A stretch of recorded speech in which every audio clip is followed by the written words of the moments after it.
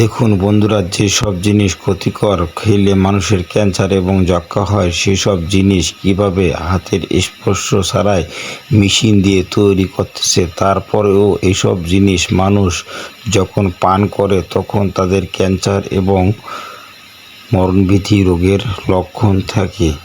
কী কারণে এসব জিনিস খেলে মানুষের ক্যান্সার এবং মরণব্যাধি রোগ হয় আপনারা কি বলতে পারেন? যদি বলতে পারেন অবশ্যই কমেন্টে জানিয়ে দিবেন।